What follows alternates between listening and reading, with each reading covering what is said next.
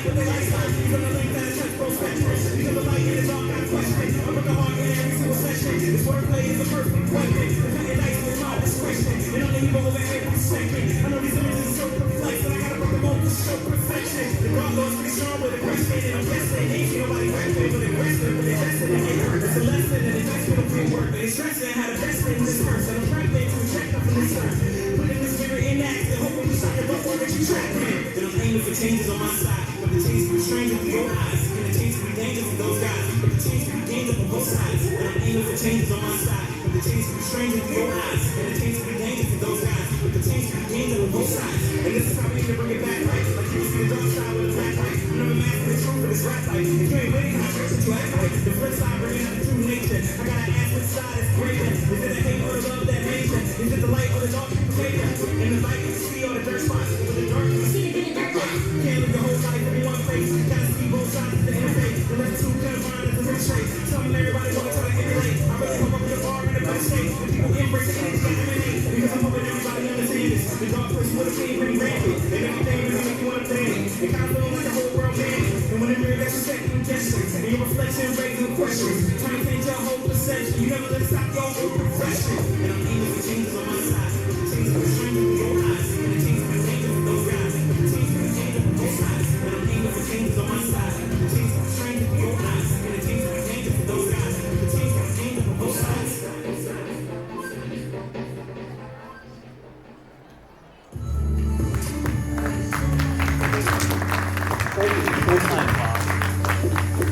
Now, if only we can get you to finish some of these other videos that you're working on. I know, right? Yeah, I have other things and stuff. So, I think we're ready to. Yeah, we go ahead and start. We're ready to start. All right, so our panel is called Nerdcore Hip Hop for Beats Meet Geeks. Because honestly, that's really what it comes down to. It's the intersection between hip hop and geekdom, nerddom, fandom, and where it all comes together. As you saw with his song right there, you know, Zelda mixed with, you know, just, like, you know, a song that he decided to do, but as you can tell, it's purely hip hop. And as anyone who's heard nerdcore knows, there's a lot of types of nerdcore. You got nerdcore rock, you got nerdcore metal, you got nerdcore pop. And they all have different themes, they all have different styles, and honestly, there's a little bit of, you know, something good in all of them. Yeah. Shout out to my new Professor Shy Guy, who actually is here today. He performed probably like earlier. I don't know if anybody got a chance to see him, but dude's freaking awesome. So yeah. And you should buy stuff from him like when you go to the vendor's booth if you're here tomorrow. So yeah, there's my plug for my boy. But yeah, I mean, yeah, he's trying to introduce myself. Tonight, I actually do a few songs here and there myself, but I would at best call myself like a part-time, you know, nerdcore artist because I make songs when I feel like it. He actually performs more frequently and stuff like that. I make songs because I think it's fun and I'm pretty decent at it out there. But like I've made songs from everything like, you know, say again, like I said, covers fandom. I like the show Dexter, made a whole song about it. I like Dragon Ball Z, made a song about that. You know, I made a song just about, you know, how, you know, I was trying to like find a date, but the girls I was finding weren't dirty enough for me.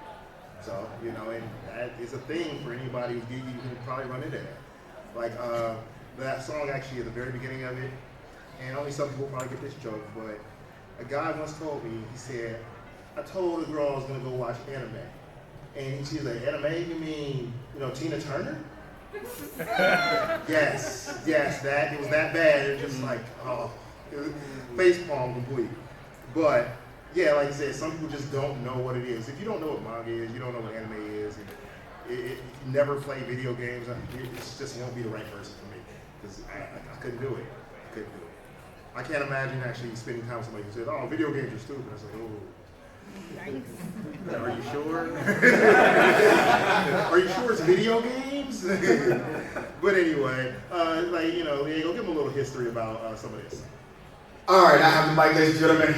And you don't have to get into it. Again, so why he doesn't have a soundboard? Yeah, actually, but I'm on a podcast. I'm like this far back from the mic, which you should be right now. So He probably doesn't hear the mic right now. So, show of hands, how many people are familiar with nerdcore in general? All right. Yeah. All right. All right. That's good. So, how many of you are familiar with how old this genre is? A little bit, a little bit. So this is probably one of the youngest genres, next to the mumble rap, subgenres, next to the mumble rap. But we don't count that. We're talking about geekdom here. So nerdcore was really coined back in 2000 by MC Frontal. However, artists have always dove into geekdom realm, but never considered themselves nerdcore artists. For example, how many of you knew Led Zeppelin did Lord of the Rings theme song? Yeah. All right, and how many of you are familiar with, everybody know this name, Weird Al Yankovic? Yeah. Basically the godfather of nerdcore. Yes. I mean, because he's done songs about it, like he's done Star Wars theme stuff, and just generally kind of fun, goofy stuff that if you weren't there, like, for instance, if anybody remembers the song All About the Pentiums, that you can't say that's anything but nerdcore. Yeah. A song that's completely just about computers. Yeah. So with that being said, so the difference between an artist who is a nerdcore artist and an artist who raps about nerdy things is something that they live with themselves. Because usually a nerdcore artist is somebody who is a geek or a nerd. They are really involved in that realm, whether it's science, political, anything you can think of that they have a fandom about, and they consider themselves a geek or a nerd. You will occasionally have artists who rap about nerdy things. Ludacris, for example, he did a song where he referenced a lot of Mario Brothers theme songs, but he's not a nerdcore artist.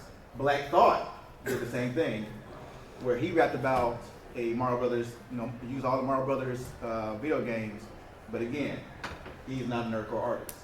One of the things that will differentiate it, honestly, is how much of it they do. If people just drop around your general life topics, things like that, it might not be a big deal. But if they're actually spending most of their album, most of their songs talking about whether it be video games, computers, whatever kind of fantasy, sci-fi, anything like that, then that's where they're going to fall into. Honestly, whether they say it or not, that's what they be. But normally, people, they normally embrace it if that's what they're going to do most of the time. But I mean, most of the guys now that you see doing it will do it most of the time. The other people will just make references because, as you know, geekdom is now part of pop culture. So it's going to be included a little bit, even if it's just a reference here and there, like somebody mentioning this video game or this show. Yeah, that'll happen. But if you make a whole song about the show, about the video game, that's where you make that difference. You make a whole album about it. Well, or that too, because we know people like, say, Mega Ran, he made a whole album about, Final Fantasy VII. You have things like that. If you do that, you're a nerdcore artist no matter what. Another thing that people might confuse, like, say, everybody's familiar with who Ghostface is, right?